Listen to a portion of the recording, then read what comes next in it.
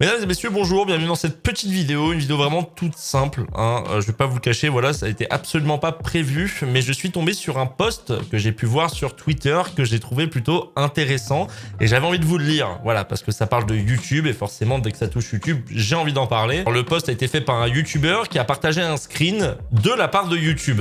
Et comment vous dire que ça m'a fait plutôt rigoler la première fois que je l'ai lu, et c'est pourquoi on va un petit peu le décortiquer, je vais vous donner mon avis, et je vais vous demander également votre avis, vous, dans l'espace commentaire, parce que comment vous dire que je trouve ça plutôt ridicule. Voilà. Bref, je vais pas vous faire perdre plus de temps, lisons ce que YouTube a dit à cette personne. Votre parcours sur YouTube a bien démarré. Suivez ces quelques bonnes pratiques pour votre prochaine vidéo et commencez à développer votre communauté d'abonnés. Bon, déjà, c'est un message plutôt positif. YouTube qui veut donner des conseils, c'est toujours bon à prendre après tout. Prenez exemple sur vos pairs. Pour faire vos premiers pas, inspirez-vous de vos créatrices et créateurs préférés. Examinez la structure de leur contenu, leur éclairage, leur angle de prise de vue et les expressions accrocheuses qu'ils utilisent au début et à la fin de leur vidéo. Alors déjà, ça commence à coincer. Là, si vous commencez à rigoler, c'est complètement normal. Ce que nous demande YouTube, c'est tout simplement, tout d'abord, de plus ou moins repomper la forme des vidéos de nos youtubeurs préférés. Faut avoir un très joli éclairage avec des néons, avec une super caméra, un super micro. Bon, c'est pas forcément négatif en soi, mais le truc qui me dérange, c'est déjà de devoir faire quelque chose qui est uniforme. Prends exemple sur lui, regarde, il réussit ton youtubeur préféré. Bah fais exactement pareil que lui, tu verras que toi aussi ça va marcher. Consultez également l'onglet tendance pour découvrir les thèmes populaires et les utiliser dans vos propres contenus. Là, c'est vraiment la phrase qui m'a fait plus ou moins rigoler, parce que toutes celles et ceux qui connaissent YouTube depuis maintenant plus de 5 ans savent de quoi est composée la tendance. Il faut savoir qu'aujourd'hui, la tendance, c'est devenu complètement n'importe quoi. Alors, t'as du football d'un côté,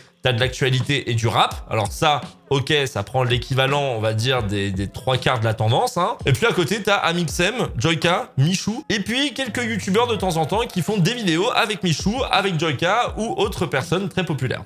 Disons que la tendance n'est pas vraiment variée sur la plateforme YouTube. YouTube essaye tant bien que mal de temps en temps à mettre en avant une petite chaîne YouTube, mais ça c'était au début, parce que là personnellement ça fait très longtemps que j'ai pas vu dans la tendance une petite chaîne recommandée. Voilà, ils ont vite oublié l'idée. Mais je pense que vous savez où est-ce que je veux en venir. YouTube ne veut pas que vous fassiez un contenu réellement qui vous plaît. Enfin, vous pouvez faire un contenu qui vous plaît, mais ce serait carrément mieux d'aller chercher directement en tendance, histoire de repomper les sujets et la forme des vidéos. Disons que niveau création et niveau originalité, on n'est pas vraiment là, quoi. On arrive au deuxième point, plus c'est court, mieux c'est. Vos contenus n'ont pas besoin d'être longs pour être intéressants. Filmer et publier des vidéos verticales, spontanées et non éditées de moins de 60 secondes pour attirer de nouvelles audiences. Conseil de pro, vous pouvez les utiliser comme bande-annonce pour vos contenus plus longs à venir. Alors pour ça, c'est ceux qui ne savent pas, YouTube a mis en place un truc qui s'appelle, je crois, Shorts, où le but c'est plus ou moins, je dirais, de concurrencer TikTok. Voilà, en faisant des vidéos verticales de 60 secondes, Instagram s'y est mis, donc YouTube aussi forcément. Sauf que la plateforme YouTube n'est pas faite pour ça. Alors sauf certaines chaînes qui vont faire des fois des petites vidéos qui vont exploser, qui vont devenir virales parce qu'il y a un chat et j'en passe, ok. Mais quand tu as une chaîne YouTube où c'est basé principalement sur de l'information ou de la réflexion ou peut-être du divertissement, ce n'est absolument pas un format qui est adapté à YouTube. Le but de YouTube, c'est de prendre son temps. Quand vous allez regarder une vidéo, par exemple la mienne, vous allez faire quelque chose à côté. Ou alors vous allez vous poser le soir dans votre lit ou sur votre canapé histoire de regarder la vidéo. Pour moi, YouTube, c'est un peu comme Twitch. Quand vous y allez, c'est pour avoir du divertissement, mais vous n'êtes pas speed à ce moment-là. Vous voulez du divertissement qui est relativement calme. En tout cas, c'est le cas pour moi. Et puis ce délire de faire des sortes de bandes-annonces pour vos futures vidéos, je suis désolé, mais plus personne le fait, ça se faisait il y a très longtemps, mais ça flingue les stats, on le sait très bien. Et puis autant directement hyper sur les réseaux sociaux dans ce cas-là. Ça sert à ça à la base des réseaux sociaux, c'est pour mettre une petite hype sur des vidéos ou sur des lives. Donc très clairement, plus c'est court, mieux c'est entièrement faux. YouTube veut juste essayer de nous vendre leur nouvelle feature, qui est les shorts. Moi personnellement, je trouve ça complètement inutile, c'est comme les stories YouTube.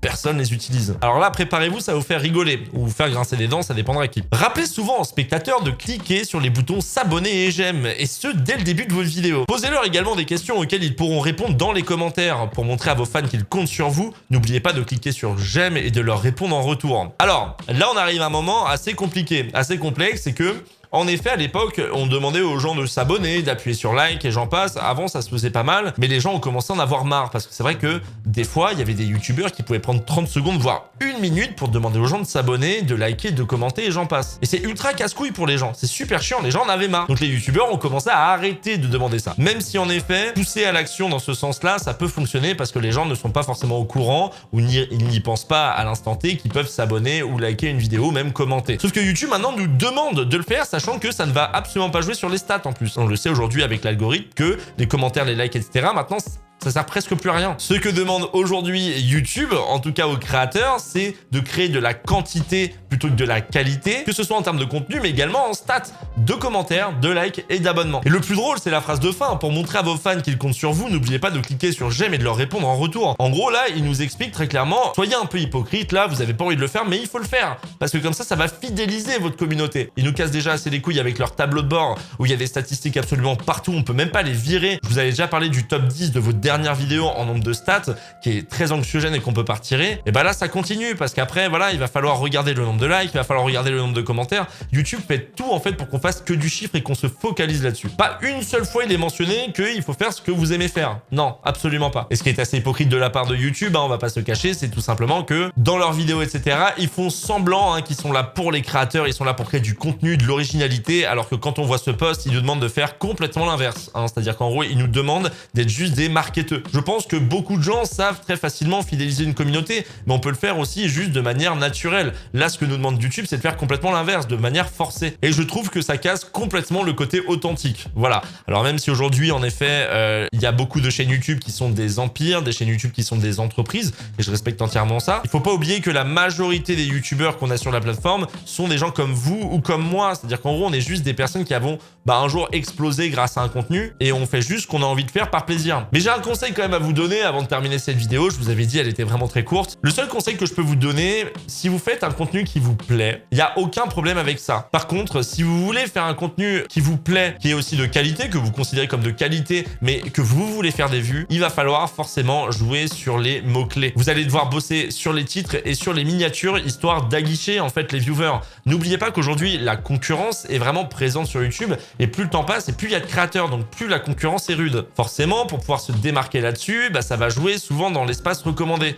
ou alors dans la timeline des gens qui se sont abonnés à vos chaînes. Pour qu'ils puissent avoir l'œil qui est attiré, il va falloir une miniature qui soit quand même assez attirante, et puis derrière, un titre qui leur donne envie de regarder la vidéo. Imaginons, je ne sais pas, vous êtes un critique ciné, vous le savez sûrement, mais vous allez faire forcément plus de vues en faisant une critique sur Jurassic Park plutôt qu'une critique d'un film français qui a fait peut-être 50 000 vues, vous voyez. Tout se base sur des mots-clés. YouTube marche comme ça. Je vous dis pas forcément de vous focaliser là-dessus, mais le fait déjà de travailler davantage votre titre, ça va peut-être un petit peu mieux marcher. Et ça peut aussi, de temps en temps, faire booster une de vos vidéos. Alors, je suis pas forcément le meilleur pour vous donner des conseils quand vous voyez ma chaîne, combien je fais de vues, etc. C'est vrai que c'est assez aléatoire, mais n'oubliez jamais ça. Il faut avoir une bonne miniature, il faut avoir un bon titre. Bref, n'hésitez pas à me dire ce que vous en pensez de tout ça. Moi, je trouve ça un peu hypocrite, un petit peu ridicule de la part de YouTube de nous forcer à faire un contenu qui est complètement identique aux autres. C'est très clairement l'inverse du pourquoi généralement on va sur YouTube. Ce qu'on veut, c'est souvent du contenu original avec un YouTuber qui est plutôt authentique.